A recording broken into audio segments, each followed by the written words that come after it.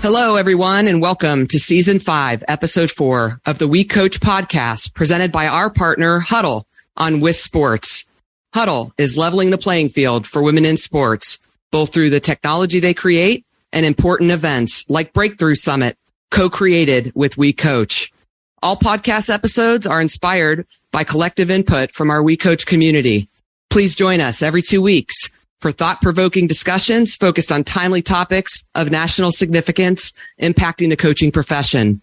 I'll be your host, Vanessa Fuchs, CEO of We Coach, a one-of-a-kind nonprofit dedicated to offering year-round growth and leadership development to recruit, advance, and retain women coaches in all sports and levels.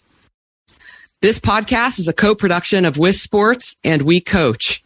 WIS Sports is the only global podcast for women's sports with more than 2.7 million podcasts worldwide. We look forward to bringing you new shows dropping every other Thursday. Well, I'm fresh off my vacation in Hawaii, and I can't think of a better way to return to work than to record this podcast with you. We hope you tuned in on July 14th for part 1 of our 2-part series dedicated to July's BIPOC, Black, Indigenous, and People of Color, BIPOC Mental Health Awareness Month, intended to highlight the unique mental health challenges and needs of historically disenfranchised or oppressed racial and ethnic groups in the United States. This series is one small way We Coach can join in the effort to create awareness for BIPOC mental health. And today we're continuing with part 2 of our series. Joining me is Dr. Kensa Gunter, a licensed psychologist and certified mental performance consultant who's based in Atlanta. Through her private practice, Dr. Gunter provides individual counseling, mental skills training, and consultation services to athletes, teams, and organizations. She has worked with individuals at various levels of competition, including high school, collegiate, and professional athletes. Dr. G, thank you for being here today. We look forward to this conversation. Hi, Vanessa. Thank you so much. It is my pleasure to be here. I thank you for the invitation, and I, too, am looking forward to our conversation. Well, the honor is ours. So we're going to go ahead and dive right in. I've done quite a bit of research on you and impressive work that you do, important work that you do. And in your work, you talk quite a bit about humanizing mental health, recognizing that culture impacts perception and experience. And because of this, you're intentional to acknowledge the importance of individual cultural identities as well as the cultural context in which a person performs and lives. As our We Coach community and podcast listeners seek to learn more about BIPOC mental health awareness, can you elaborate on this for us? Absolutely. I think this notion of talking about mental health, particularly at the intersection of sport with our athletes and coaches, is something that I think is at the top of mind for us, particularly given the last couple of years and all the things that we have experienced. And so when I talk about the concept of humanizing mental health, it refers to just that, talking about mental health in the context of the lived experiences that people have and understanding that certainly in the realm of sport, we are working with performers, but there's a person at the core of every performance and every performer. And so what we really want to do is understand who is the person that we're working with in the realm of mental health, in the realm of mental performance. Who is this person from an individual standpoint? And that includes the cultural identities that they hold, the intersection of identities, whether we're talking about race, gender, sexual identity, relationship status, nationality, age, and a host of other cultural identities that they may hold. It's important for us to understand what identities are important to a person, because that helps us to understand who they are and then what kind of work may be most beneficial for us to do together. When you talk about the cultural context, I think what's important there is understanding that we as people are impacted by the things that happen in us, the things that happen to us, and the things that happen around us. And so in addition to understanding who a person is from a cultural standpoint and using a cultural lens, we also have to think about the contexts in which they live and they operate. And so that's not only their social and familial context, but also thinking about the context of the sport that they may be participating in, the context of the university or college that they may be attending, or the organization or team that they are playing for, and then understanding the cultural context of society at large, because the intersection of all these contexts in addition to the intersections of who this person is, shape their experiences that they have in the world. It shapes their perception of the world's perception of them. And we need to think on all of those levels when it comes to humanizing the discussion about mental health and really honoring the lived experience that we're really talking about when we speak about mental health and mental performance. That's so good. We really want this podcast to be educational for our We Coach community. And this is a topic that has continued in my short 4 months on the job, continued to come up with our women coaches. And so as you talk about humanizing mental health, can we talk a little bit about resources? Because I hear often from coaches, they're not always sure where to turn for more education, resources, training, best practice as it relates to mental health and emotional well-being so that they can be the best support that they can be for their athletes. You know, when I was at Florida State, we were fortunate. We had a full-time mental health specialist within athletics, and she emphasized and reiterated the importance to not only our student athletes, but to our coaches and staff that your mental health is equally as important as your physical health. And so while this is a growing trend, it seems like schools are hiring more and more mental health specialists within their athletics departments, especially in Division I. We have to realize not all athletics departments have this benefit. And so from your experience, Dr. G, could you just share a little bit about, based on what's available on most campuses, what's available in local communities, maybe national resources online through different apps? Where can coaches turn for these resources? So I think there are a couple of different levels of resources that might be really helpful here for coaches to develop or expand their knowledge and their skill set in this area. So one, when I think about mental health, on many college and university campuses, there is a college counseling center. You know, certainly depending upon Division I, II, III, or different levels, they may be resourced differently. But if there is a counseling center on your campus, then that may be a good first step, because one of the things that they could do is provide basic information, kind of a mental health 101, to give you basic information about what mental health is, talking about the continuum of mental health, maybe giving you some information about signs and symptoms to look for that may indicate that someone is experiencing distress, but also giving you information about proactive skills and techniques that people could use in order to maintain or even enhance their mental health and wellness. And so that may be the first place.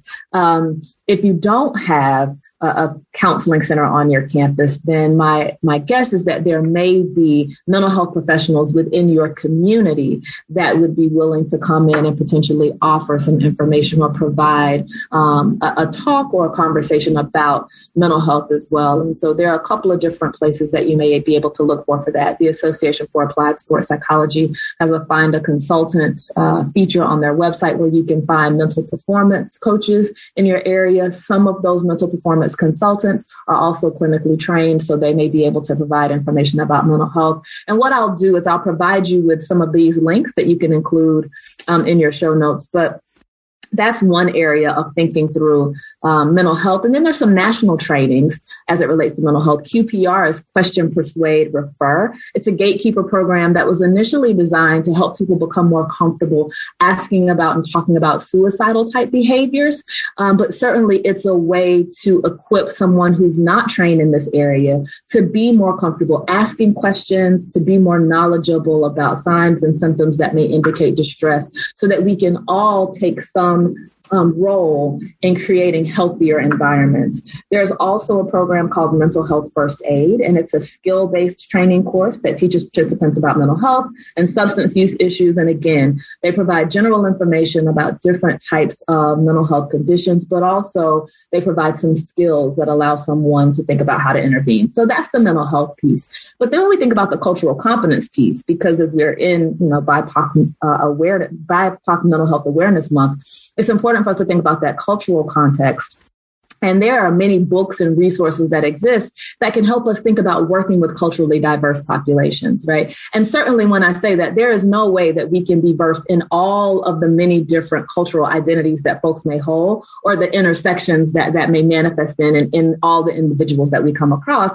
But it is important for us to think through culturally, where are my blind spots? What are the areas and aspects of identity that I'm most comfortable with? What are those that I don't think about at all? That starts with a level of awareness about our own identities, and then deliberate efforts to develop and increase our knowledge about those cultural groups that we may not be as familiar with. And so again, I can share some resources about books and potentially podcasts that share information, particularly about that cultural piece, because I think we have to do both in tandem. We can't just look at mental health. We can't just look at culture. But if we want to enhance our awareness and our knowledge base, we need to be expanding our internal skill set and our knowledge base around both of those areas simultaneously.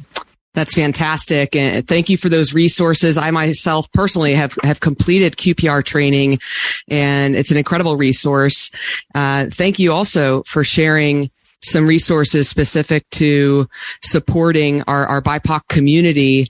And we would gladly accept links to these resources so we can upload those on our website at the time that we upload this podcast for our listeners and our community. So thank you for that. You know, in 2020, I'd like to talk with you about your role now as director of the NBA Mind Health Program. In 2020, you were hired into that role. And can you talk about the Mind Health Program and what your role entails? Yeah, so the Mind Health Program is essentially the league's mental health and wellness platform. And through Mind Health, we have the opportunity to work with all of our player leagues. So that includes the NBA, but also the WNBA, our G League teams, our 2K teams in our 2K League, and our Basketball Africa League, in terms of providing some basic information about mental health to our participants and our staff that work with that league. We also have the opportunity to provide some resources related to mental health to our coaches through our Coaches Association. We've engaged with providing information to our referees, and we've also collaborated with our league HR in order to provide resources to our league staff as well. And so essentially what we are trying to do is infiltrate mental health and infiltrate the department, all of our departments, with information and knowledge about wellness and about mental health. And so we do that by providing workshops. We will provide printed kind of one-page resources about different topics. Certainly when things have happened, for example, with the passing of Kobe Bryant and the other individuals in the helicopter crash, like providing information about managing grief and loss. Certainly when COVID became kind of at its peak and its height here in the States, providing information about managing uncertainty and working with some of our medical staff about educating around COVID and sometimes about the emotional and the psychological impacts. And so we try to provide point in time resources. We try to provide general information and resources about mental health and about mental performance. And so we have a league-based kind of steering committee that is involved in kind of their strategic planning and creating guidelines and recommendations and requirements as it relates to the Mind Health Program. And the way we extend to our teams is that as of now, all of our NBA teams, our WNBA teams, and our G League teams are required to have a relationship with a designated mental health professional. For some of our teams, that looks like a person that is hired as a full-time staff member. For other teams, it is a contracted service. Regardless of what the arrangement is, that person has to be available for our players and in many cases for our team staff on an as-needed basis. In other instances, we also have situations where those professionals provide educational resources and educational services as well to our teams. The goal there being that we understand intuitively when we think about sport, we understand the importance of taking care of your physical health, and we want the importance of taking care of your mental health to be as reflexive as it is as the thoughts about taking care of your physical health. And so one of the ways is to kind of make sure that we have a resource in place that's designed to do that. And so within Mind Health, our vision statement, if you will, is, again, you've heard it before, to humanize mental health and to position it as an essential element of success and wellness, both on and off the court. And our kind of 3 touchstones, if you will, are humanizing mental health,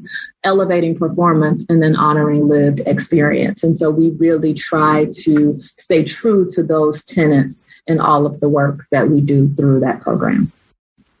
Phenomenal. I really admire the NBA and WNBA's leadership to prioritize mental health in support of its players and staff that you mentioned. I love that they're also making that resource available for staff as well. You know, there's a national effort to destigmatize mental health in sport. And so I'm wondering what your experience has been working in the pro space. Are the athletes and staff bought in? It sounds like they are, with the leadership role that the league has taken. But how do you get athletes to buy in to seeking mental health support? How do you get coaches to buy in to seeking mental health support? And can you share what you feel is most critical as we advance these efforts to destigmatize mental health in athletics? Yeah, so the concept of buy-in and the concept of kind of how do you get them to use the service, I think, is an interesting one, because quite honestly, I think that it is the athletes and their courage and the vulnerability that they have shown in sharing their stories over the last few years. I think that is what's actually propelled this movement forward as it relates to conversations about the intersection of mental health and sport. I think about years ago, I think about Shaniqua Holsclaw and her sharing her story, her story kind of publicly playing out in some ways, but then her intentionally sharing her story and her mental health journey.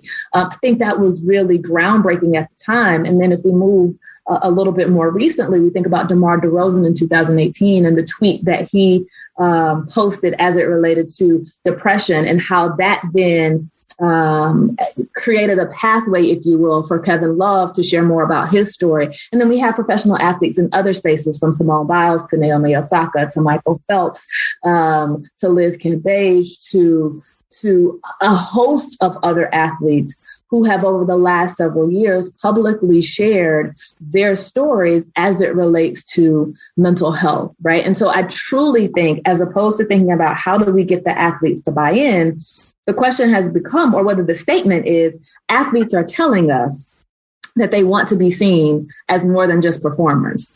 They are telling us about these very real experiences that they are having as it relates to their mental, emotional, psychological health and well-being. What are we going to do to make sure that resources are in place and to be responsive to a need that they are telling us exists, and to see them as the full people that they are, and not continue to look at them as performers to the exclusion of who they are as a person, right? And so I really think that it is athletes and coaches as well. Some coaches have come out and shared their stories too, but I think it is because they are asking for us to see them as people, that has created the movement of what are we doing to make sure that we're honoring that and to make sure we have resources in place. I think that has fueled the movement that we see in sport. And so I think that's why you see more positions in college spaces, collegiate spaces, particularly if I think about Division I spaces. I think within pro sport, you also see movement. The NFL also has a very similar recommendation that all the teams have to have a designated mental health professional that's available to work with them.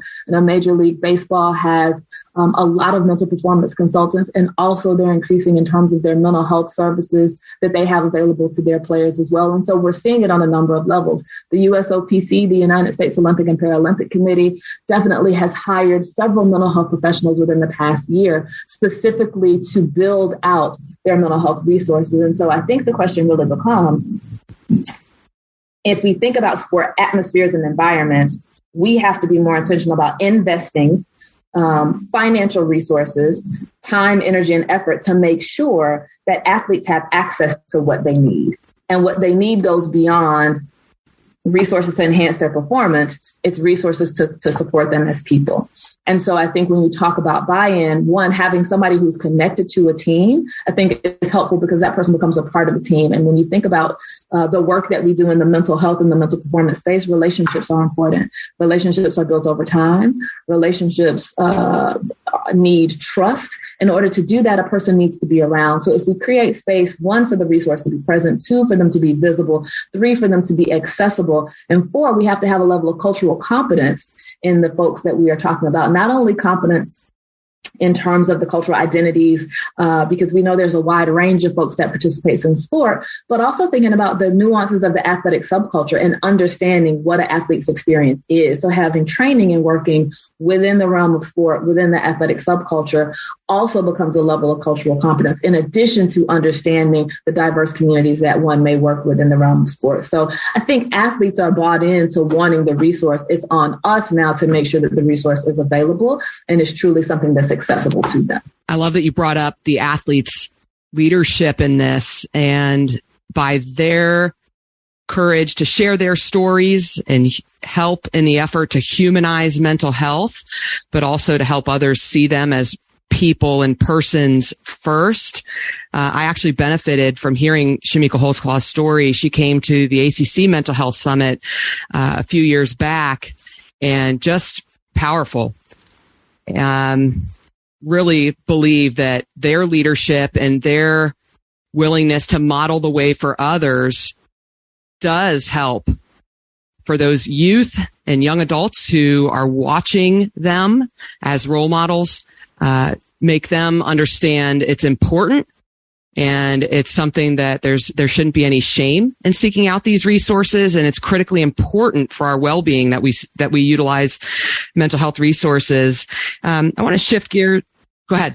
And I think before you shift gears, I just want to say the other thing. There are 2 points came to mind for me. And one is absolutely, certainly the athletes at these elite levels who are sharing their stories are serving as models for younger athletes, but also thinking about the way they're serving as models for all of us, right? Because the athletes that I mentioned, these are athletes who have excelled in their sport. And so I think that's the other message that's being communicated here is that if you experience a mental health challenge or struggle or have a diagnosable mental health condition, that does not have to prevent you from being successful and productive and performing exceptionally well in any capacity, right? It's not that these athletes are talking about how managing their mental health got in the way of their success journeys. It's almost because they were able to manage and take care of and prioritize their mental health. That's a part of what allowed them to move forward in their success journeys. And I think that's a really important piece, because historically, particularly in the world of sport, anything that came up in the realm of mental health related concern,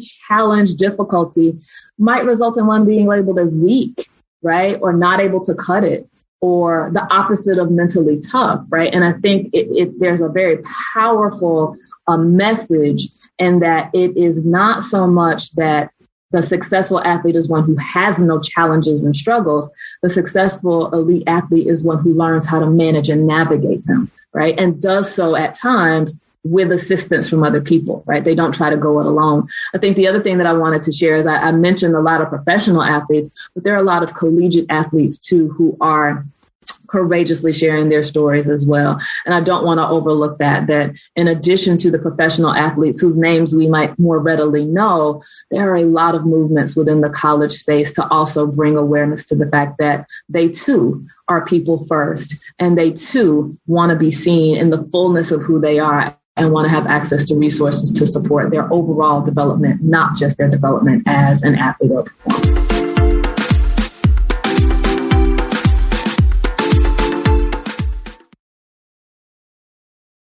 You mentioned the importance of these pro athletes and the role that they're playing. But as you mentioned and credited the collegiate athletes, when I was at Florida State, we had a volleyball student athlete, Marissa Stockman, who came to our administration and advocated that we implement during one of our matches last season, during the fall of 2021. This was her idea. She implemented our very first ever mental health awareness match. And not only did she help us execute that on FSU's campus, she then challenged the rest of the ACC fall sports to do the same. And I couldn't be more proud of her. And there's actually some articles that highlight her leadership in implementing that initiative for us. But, you know, you talk about some of these athletes who, because they've prioritized mental health just as much as they've prioritized their physical health, that they've been able to rise up to the most elite levels in their sport. So let's talk a little bit about that, the relationship between health and performance and being able to elevate your performance. So in addition to your role as director of the NBA's Mind Health program, you also are a certified mental performance consultant. And can you explain a little bit more about this aspect of your work and how mental performance is different than your role as a licensed psychologist? Absolutely. And so the way I like to think about it is kind of mental health and mental performance are two separate and different domains, but they certainly influence one another. And in terms of the professionals that work in the spaces, there's certainly a lot of collaboration that can happen. And so when we think about a licensed mental health professional, we typically think about someone who is trained to diagnose and treat mental illness or mental health disorders. And so those diagnosable conditions that you may think of, depression, anxiety, obsessive compulsive disorders, eating disorders, substance use disorders, a person who is a licensed mental health professional is trained to treat, diagnose and treat those particular conditions. And it doesn't even have to be to a diagnosable level, but certainly if someone is experiencing a level of disruption in their life because of different signs and symptoms and experiences that they're having, they might seek a mental health professional to help them address that. And that's in the health realm, right? Kind of primarily thinking about the health realm.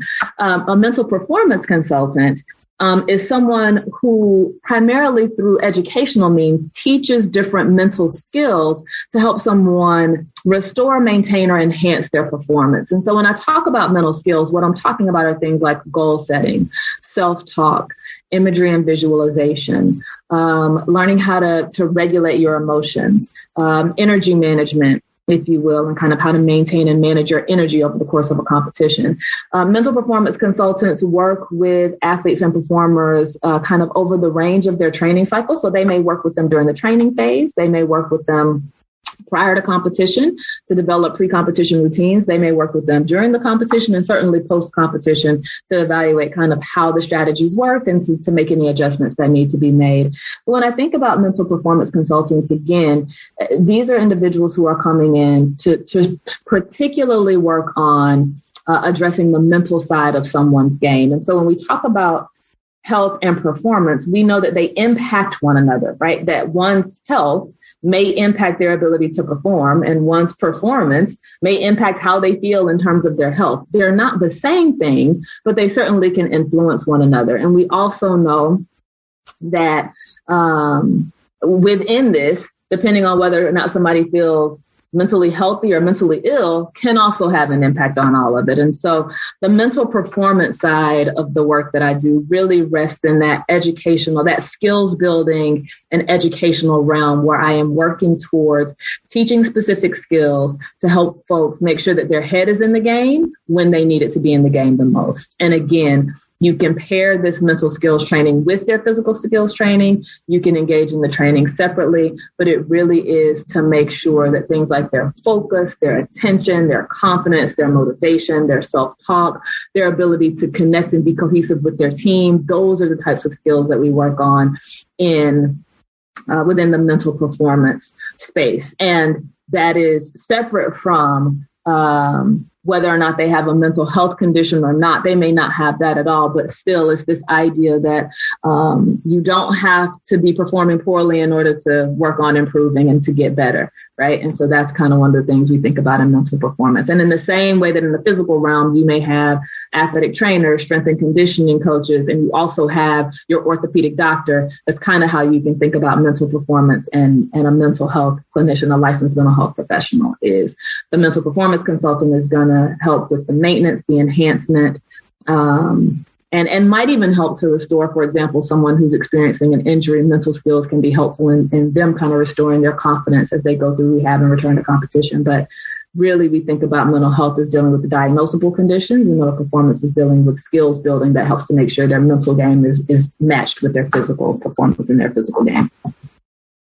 Thank you for distinguishing the two. You know, I want to talk a little bit about coaches, and we tend to acknowledge the need for these athletes to pursue services, but it's not just important only for the athletes, but also for our coaches. And I I think coaches tend to be so others oriented that there's a tendency to forget to cover home base, to take care of home base. And so what do you feel are the obstacles that get in the way of coaches reaching out for help? And what are your suggested strategies to address those obstacles? Yeah, I think coaches are one of our most underserved communities within the world of sport. I think there is so much demand, expectation, and responsibility that's placed on our coaches, but I'm not sure how much training and support is offered, not just to enhancing their ability to be a coach, but how much support and information is poured into making sure that they as people are healthy as well. In the same way that we talk about athletes are people first and that there's a person in every performer, coaches are people first too. And there's a person in every coach. And I think one of the things that we tend to do is just expect that the coach is going to be okay. And we just want to make sure that they're equipped to provide everything that we want them to provide for their athletes. But I think we really should be conscious of taking a step back and really talking to the coach about the importance of their health and well-being and them taking care of themselves as well. And this may be a very novel concept for many coaches to think about, because coaches are givers, they are doers, they sacrifice themselves. Like you said, they're other focused, and they usually sacrifice any attention toward themselves and direct that towards ensuring that their athletes are okay. And I think we owe a tremendous amount of thanks to coaches because of the level of dedication, commitment, time, energy, and sacrifice that they give and they engage in their roles as coaches. But to your question, like, how do we get them to buy in? I think it's understanding that the coach generally is the person who sets the tone for their team. When we think about this notion of culture, and we talk about culture a lot on teams, what's the culture of your team, kind of what characterizes who your team is. A lot of that sometimes starts with the coach. And so what we can share, what is certainly making sure that the X's and O's are in place is important. Wins and losses are important, but health and wellness is important too. And if we can take some time to check in with our coaches, to give them education about how to take care of themselves in an increasingly demanding role, I think that goes a long way, because I think when coaches start to see how mental health and wellness and well-being strategies and mental performance strategies even are important for them, then that gives them buy-in to understand why this might be important for their athletes, right? If we can help them to understand how we can help you to maybe be healthier in this role as coach and even potentially enhance your coaching capacity, then they may see how, if these skills are beneficial for me, then I can see how they may be beneficial for my team as well. And so I think the buy-in has to come from not just focusing on pouring into the coach in order for the coach to be a better coach and to be better at their job, but pouring in the coach for the sake of the coach being healthy, right? Because they set the tone. They generally are the ones who create the environment. And a healthy sport environment is one that can absolutely support progress and wins and when things are going well. But the healthiest of environments can also support disappointments, failures, the space, and allow space for learning and growing and adversity as well, right? Healthy environments allow room for all of that, and they can hold and support all of that. It's not just one or the other. And so in order to do that, I think equipping our coaches to think about their health and wellness, how that impacts them and their lives, and then also how it impacts the team environment that they create for their athletes is really important. Because again, we want our coaches to be healthy when they're on the court and also when they're off the court too. And I think being more intentional about saying that explicitly is really, really a way to start to focus on their caring for themselves and to have this conversation and increase the buy-in.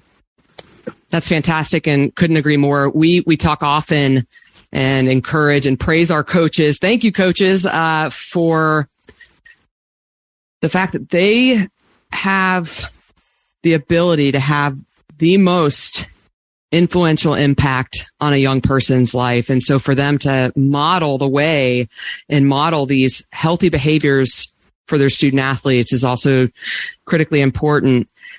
Let's talk about some trends.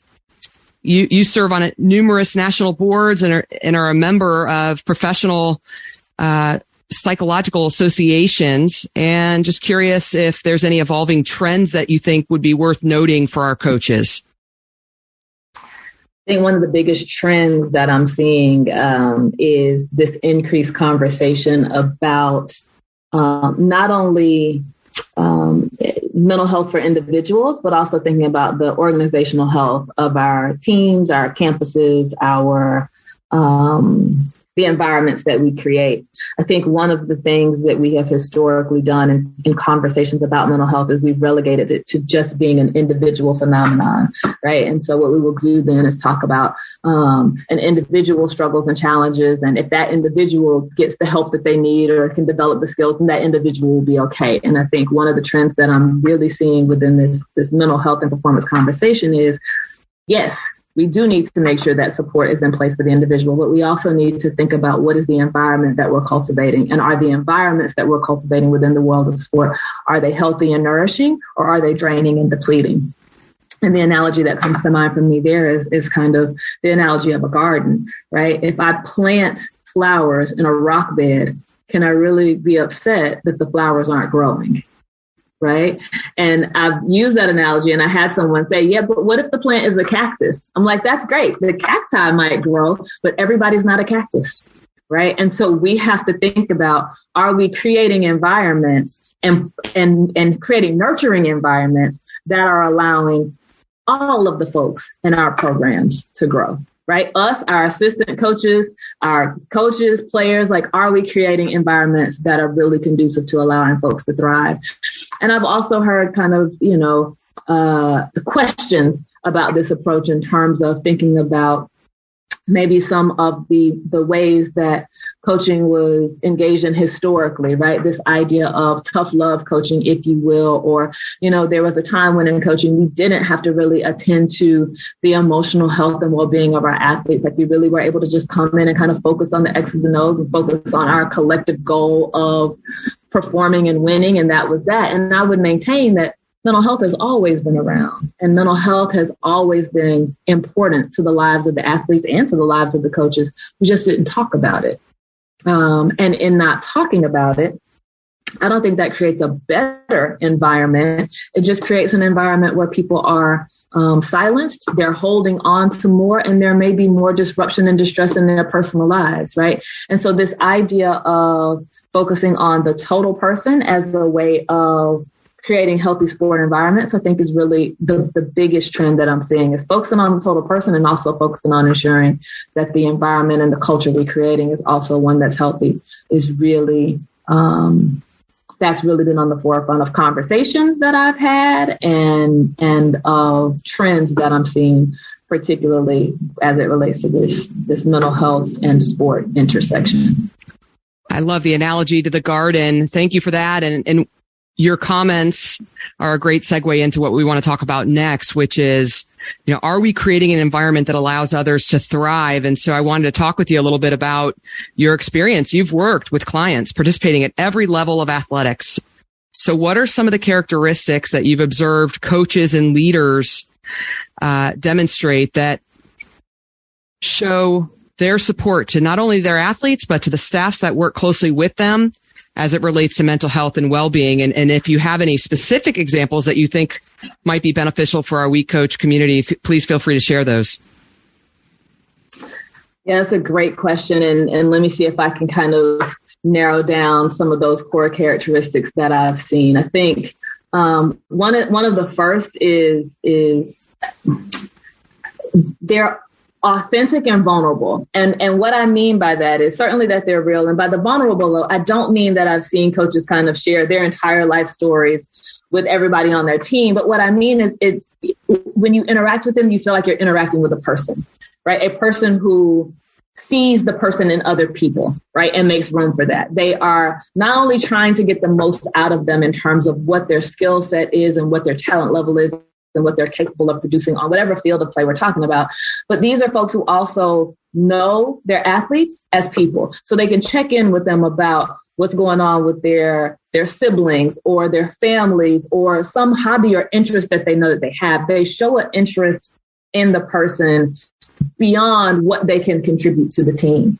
And I think when you have that kind of atmosphere, you're able to challenge someone and push someone and criticize someone and give them some hard feedback, because they understand that that's coming from a place of, yes, trying to get the most out of them, but not in this kind of, I'm focusing on you as the performer at the exclusion of who you are, right? Like, they're able to know that person in context, and they're able to push and pull on people in ways that they know will resonate with their athletes. And so in order to do that, you have to know them. So they really do get to know them, establish true relationships, and they communicate.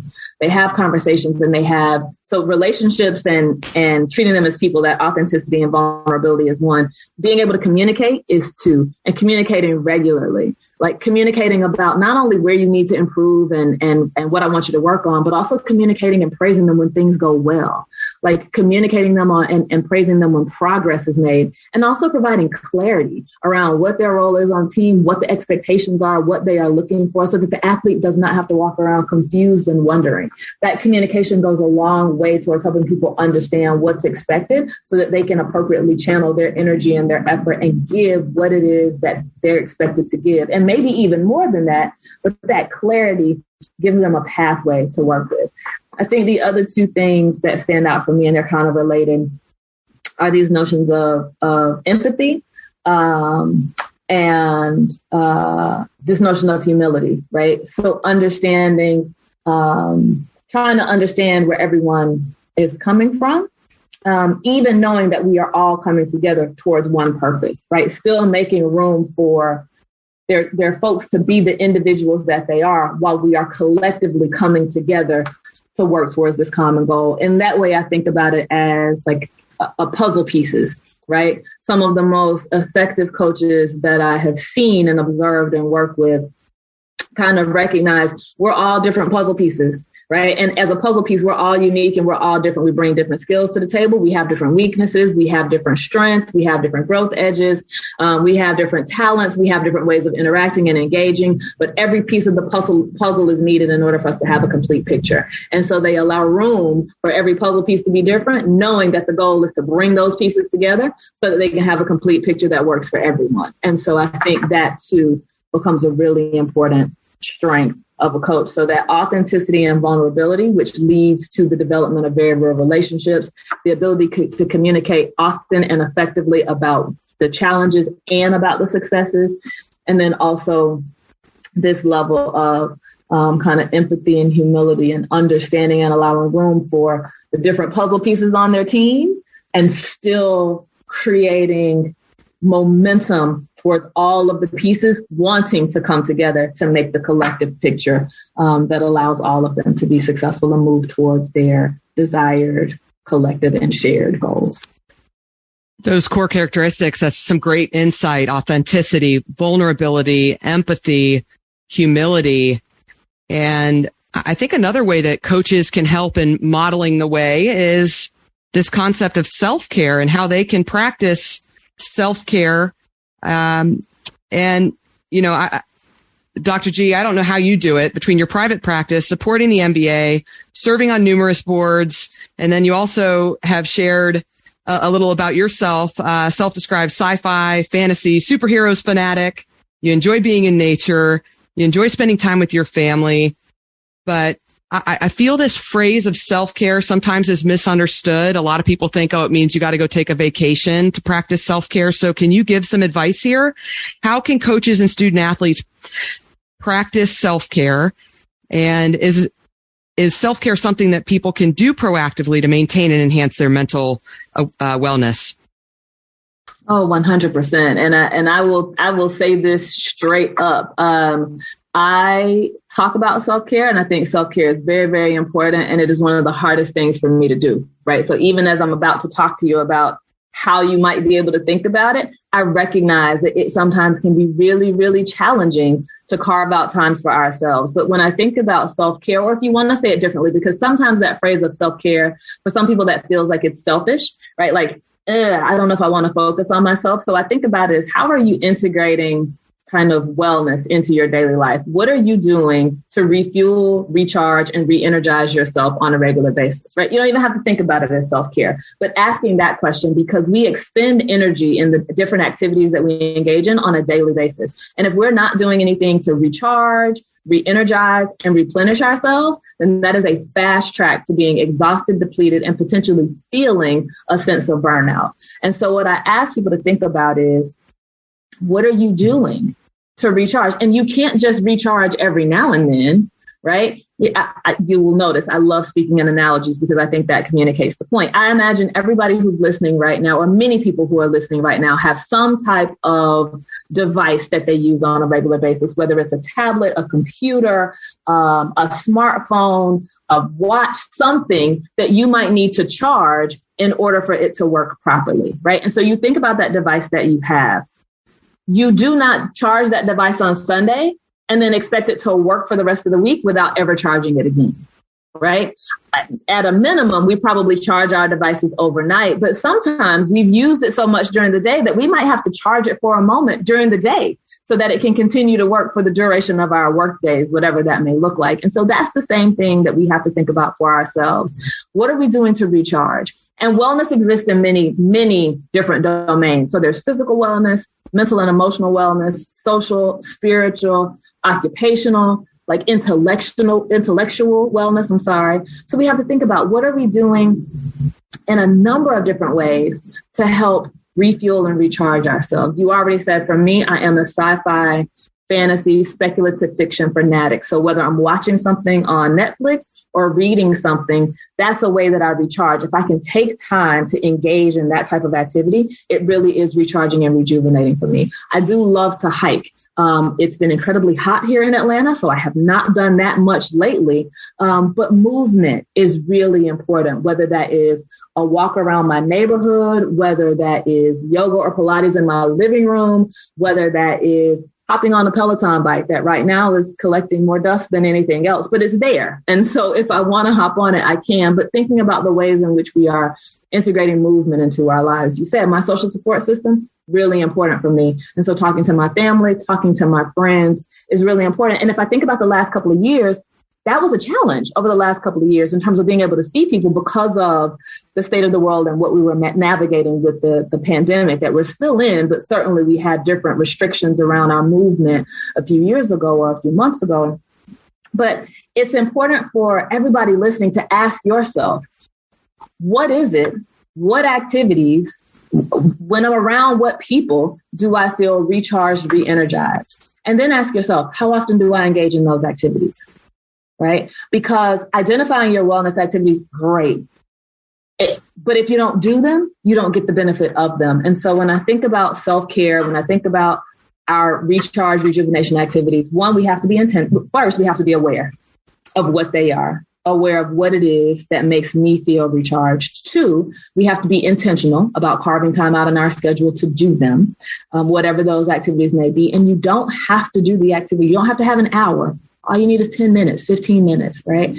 So how often do I do them? How regularly am I doing them? And then ask yourself, do I feel recharged afterwards? And if you don't, you might need to explore, well, that might not be recharging me as much. What is recharging to me, right? But we have to be aware of what we need. We have to be intentional about doing it because we are human beings, not human doings.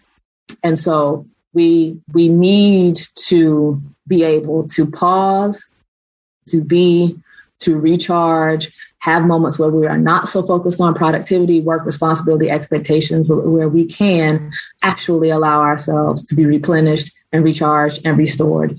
There has historically been this idea that the way to success is to grind, hustle, work, move, give 150% at all times. That's a recipe for burnout, and that's a recipe for exhaustion, and that's not a recipe for sustained excellence. Rest and recovery are a part of our success journeys. They are not separate from it. And so we have to expand our idea of the role of rest, recovery, wellness, self-care in allowing us to be productive instead of thinking that it's a roadblock to our productivity. It really is one of the things that fuels our sustainable excellence and performance. Thank you for those examples. And, it's certainly something I'm personally working on, this concept of practicing self-care pausing and recharging as I continue my journey with We Coach and transitioning to this new role. It's something I think about often, but you mentioned the pandemic. I actually learned and taught myself to cook during the pandemic. And that's one of my ways that I can recharge. And if you think about it, other than following a recipe on my phone, I can't be on my phone when I'm cooking in the kitchen.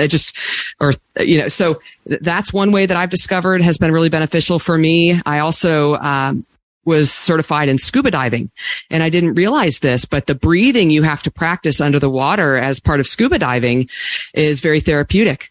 And helps with some of that rest and relaxation. So those are two ways that, through the pandemic that I've actually learned new ways, for myself to recharge. But as we talk about pausing and recharging, I did read an article. You talked about the NBA and WNBA players engaging in activism and advocacy work, and you acknowledge the emotional toll that work that goes along with this important work. And so I wanted to ask you a little bit about checking in. What does that look like, and how does one check in? Yeah, I think it's important. I think that advocacy work that you're talking about, the WNBA just last night at the ESPYs was named the Humanitarian League of the Year, I think. And so that just speaks to the ways in which they are not only engaged in doing things in their personal lives, but they're engaged and they're involved in their community and through different forms of activism and advocacy. And again, I think we've seen the same thing with the NBA. And we've seen it with a lot of athletes as well. And I think, but before I answer the question, I want to say that, this advocacy and activism, I think, is important as we're, again, thinking about the fact that we're in BIPOC Mental Health Awareness Month. People are often engaged in initiatives, activities, endeavors that speak to them, right? And again, so when we think about our athletes and the identities that they hold, a lot of our athletes are engaged in these activities because they speak directly to who they are as people, right? And these are issues that are salient for them, those in their community, and they're passionate about them. And I think for any of us, when we're engaged in different civic type endeavors or like civic engagement and civic responsibility, it's great to be involved in your community. That's important for us to think about, not only how are we taking care of ourselves, but how are we taking care of each other. But yes, to your point, it can have a toll. And so when this idea of checking in, I think one is having an awareness of what your baseline is. So your baseline in terms of your feeling and when you might be reaching points where you are overextending yourself or where you may need to step back in order to engage in more recharging. So you said, how do you check in? I think you can ask yourself a few questions. One is, what am I thinking? How am I feeling? And what do I need in this moment? Because the ways in which stress or being overextended may manifest can look different for all of us. For some of us, it may look like it may manifest in our thinking. The way we think and the type of thoughts we have may tend to be more in the negative direction when we find ourselves being stressed or a bit overwhelmed. Physically, for a lot of people, our emotions can manifest as muscle tension, headaches, gastrointestinal issues, feelings of exhaustion and fatigue, right? Behaviorally, it may look like us withdrawing from our friends and from social settings. It may look like us spending more time alone. It may look like us not engaging in some of those wellness practices that we would typically engage in if we felt and were in a different place, if we felt better and were in a different place. So I think the check-in is just pause for a second and ask yourself, what am I thinking in this moment? How am I feeling in this moment? And what, if anything, do I need in this moment? And just kind of developing the habit of asking yourself to get a gauge of where you are in any given moment, I think is important. Every time you ask yourself, sometimes you might ask those questions and you may be, I'm actually good. That's okay. That is allowed. Every time you check in, it doesn't mean that there's a problem. But again, it's just important for us to get in the habit of being aware of, where am I mentally today? Where am I emotionally today? Because then that allows you to also ask, what, if anything, do I need in this moment, so that you can be a bit more proactive about attending to your needs rather than only attending to them when you're in a moment of distress or when you've reached that breaking point, whatever it may be. Thank you for that. We Coach community, we challenge you, each one of you listening, to go do something that recharges you. And please, as we go forward, be mindful to check in with yourselves, take care of yourselves. Dr. Kenza Gunter, we appreciate you so much for discussing this critically important topic with us and pouring into our We Coach community today. We wish you the very best as you continue to lead in the important work that you do, and we welcome you back to our We Coach community anytime.